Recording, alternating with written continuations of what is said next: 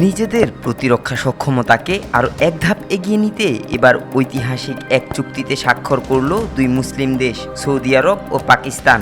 গত 17 সেপ্টেম্বর দেশ দুটি কৌশলগত পারস্পরিক প্রতিরক্ষা চুক্তি স্বাক্ষর করেছে। এতে প্রতিশ্রুতি দেওয়া হয়েছে এই দুই দেশের কোনো একটির বিরুদ্ধে আগ্রাসন চালানো হলে সেটিকে উভয় দেশের বিরুদ্ধে আগ্রাসন হিসেবে বিবেচনা করা হবে এবং উভয় দেশ পরস্পরকে রক্ষায় এগিয়ে আসবে।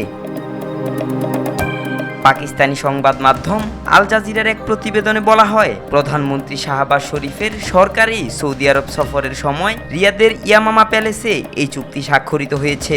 চুক্তি স্বাক্ষরের পর এক যৌথ বিবৃতিতে বলা হয়, ভ্রাতৃত্ব, ইসলামী সংহতি ও অভিন্ন কৌশলগত স্বার্থের ভিত্তিতে দুই পক্ষ কৌশলগত পারস্পরিক প্রতিরক্ষা চুক্তি স্বাক্ষর করেছে।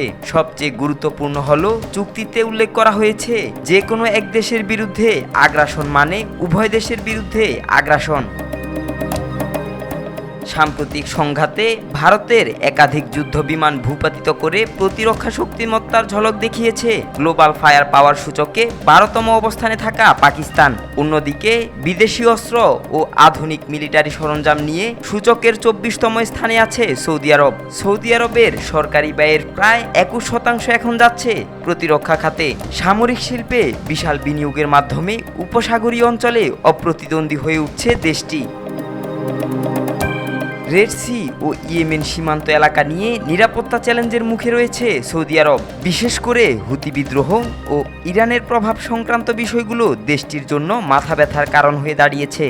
অন্যদিকে সৌদি আরবের মতো একটি বড় মিডল ইস্ট শক্তির সঙ্গে ঘনিষ্ঠ প্রতিরক্ষা চুক্তি পাকিস্তানের জন্য একটি পাওয়ার শিফট এর সূচনা হতে পারে। এর মাধ্যমে শুধু এশিয়ায় নয়, মধ্যপ্রাচ্য এবং পারস্য উপসাগর এলাকাতেও পাকিস্তানের কূটনৈতিক ও সামরিক প্রভাব বাড়তে পারে। ফলে বিশেষজ্ঞরা এই চুক্তিকে দুই দেশের জন্যই ঐতিহাসিক ও নজিরবিহীন অগ্রগতি বলে অভিহিত করেছেন। আব্দুল্লাহ আল নোমান, আজকাল।